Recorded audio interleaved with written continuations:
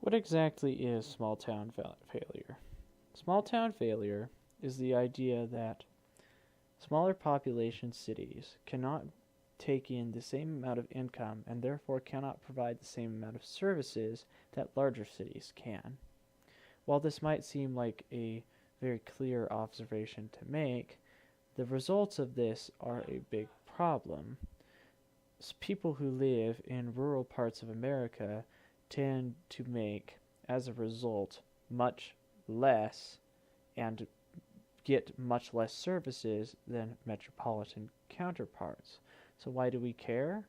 We care because the quality of life of these people decreases as the population gets smaller. As the population gets smaller and quality of life decreases, people start to leave their towns for economic opportunity, and so that they'll have different services they normally wouldn't get. The result of this is populations getting smaller and smaller in these different towns until eventually they cannot afford even basic services. We're talking fairly serious cases here in a lot of different small cities where places will no longer be able to afford a fire station when they're the only city for miles, or a safe water system, or to fix water problems that have been happening in their water system. We really are talking about the quality of life being completely hurt in these rural parts of America, so it's worth our time to understand the best this problem. So let's get started with the issue. I want to put a little disclaimer here first that what I say is not every single situation in America, with the map, with the case studies we're about to go over, or anything like that. And you'll see why in a minute. This map, as you can see, is a map of the United States by county, and it shows the median household income in each county. If you look down here, there's a little bar that shows that the darker colors are closer to $20,000 of median income, which is $30,000 less than average, all the way up to $123,000 as the max, which is considerably higher than the average. And if you look at the map, you'll see that all of these rural places in the United States are generally tend to be this darker color, especially in the South. Meanwhile, if you look at more urban areas such as San Francisco, the urban parts of Washington, New England, you'll see that the median income is much higher. This means that people in urban areas tend to be able to spend a lot more money for their taxes. The greater the taxes are brought in, the more cities are able to spend on their services. All of these places in the South aren't able to gather as much income as places as, say, New England, and therefore aren't able to spend as much on services. That decreases the quality of life significantly, especially if you can't afford to bring in enough money to fund adequate things like health care and hospitals and fire stations and power and water. So, what we're about to go into, though, is two case studies that I have prepared of a very well off, growing city that's doing very well in America, and a city that's doing not so well due to their small population. Let's start then. Columbia, Maryland. This is a city in Maryland that's next to the District of Columbia. It's not right next to it. There are cities that are full of the congressmen who work right next door, but this one is fairly close. It is one of the most successful cities in America, according to multiple different news sites. If you look it up into Google, Columbia, Maryland, one of the first things you'll see is how it's rated like number one on things like Time, Money, and that type of thing. But the thing is that this city is unusually successful. well, I shouldn't say unusually. It's successful even despite many different factors.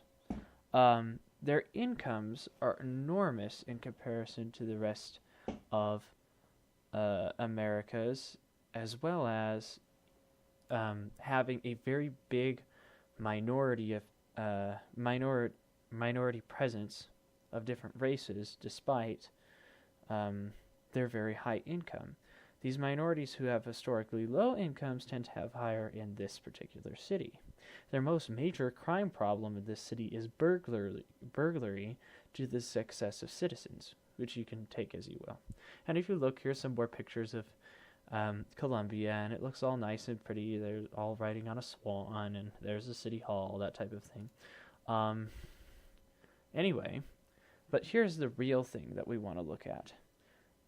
Why is it that this success is happening? Well, their population is about 107,000 people, according to citydata.com, and they've been growing by about 1,000 people per year fairly steadily. And that kind of growth is what allows economic success to continue. If you look at this graph over here, you'll see that Columbia is the one in orange for incomes. The United States is in light blue, and you can compare them to Maryland and the metro around as well. But you'll see that the incomes here are centered around this 100,000 to 150,000 mark, much more than where the United States actually is. The United States tends to be fairly spread out, but this city in particular tends to stay at this high place even despite its high population. Its high population was what allowed this to happen.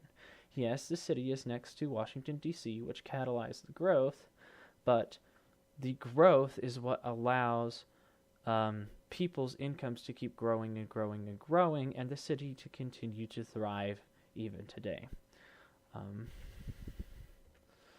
So, that's an example of a city that's doing very well due to its population growth. We did this to establish a model of what a healthy city and economic growth looks like. Compare that to the situation that many rural cities are in. A great example of this kind of city is Camden, Alabama. So Camden has a population of 2,000 as of about 2012, and has been decreasing in population, according to Clear Government, by about 500 in the past 10 years. And if that doesn't sound like a lot, either the total population or the loss, that's because it isn't. That's hardly any people. But the thing is that 500 people, which is not even enough to fill some of the high schools in Davis County, is 1/5 of their old population, which have just left. 1/5 of a population leaving is catastrophic for the economy of anywhere. What is the result of the decline in population that fast? So this income graph shows, you can see in comparison to the United States, once again, which is dark blue, where Camden is. As you can see, what used to be happening with Columbia is no longer happening. Camden is instead way back here with 30% of its citizens under $15,000 in income, while the United States is 12% total, and the Columbia city is even less than that. It doesn't have the same amount of tax base, and the big problem is that the city government can't tax these people overly and can't get the money to service their own people. If you look here, their revenue is $3.2 million, which sounds like a lot of money, sure, but the point is that isn't enough money to spend on their own people. Their debt is $580,000 for their city, which is 89% lower than towns that are in Alabama. You can check out this source yourself if you want.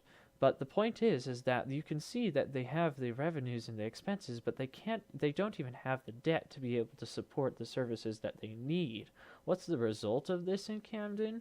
Well, as a result of poverty, low population to provide taxes, and low services all combined, towns grow these issues, and they just build up and up and up, and unresolvable issues come up.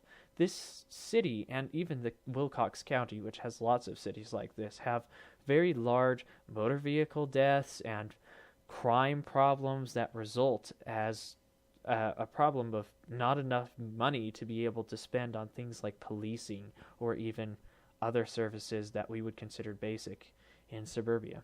So, what is the result of all of this? Well, a lot of rural cities are much like what Camden is, but for generally different issues. Camden has a particular problem with crime.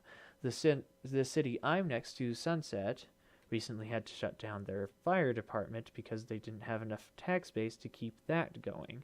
There are lots of situations you can look up in the news which have to do with water systems that have health problems that cities can't even do anything about because they don't have the taxes, and the tax raises they'd have to make would be astronomical to make that happen.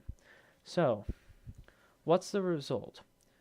The sad part of Camden is that their total population is the 35th percentile of the state of Alabama, which means 35% of all cities in Alabama are about that size or lower and are also shrinking and cannot get the taxes or the services.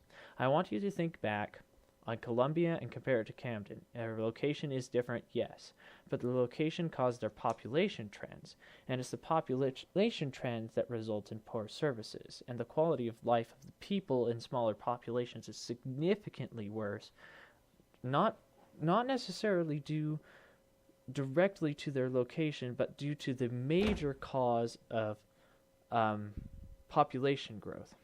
We can't do anything about the location that cities are in, and we can do very little about population growth, but I think it's very worthwhile for us to focus on the quality of life of people who live in these smaller areas.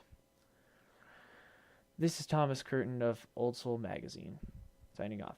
Thank you.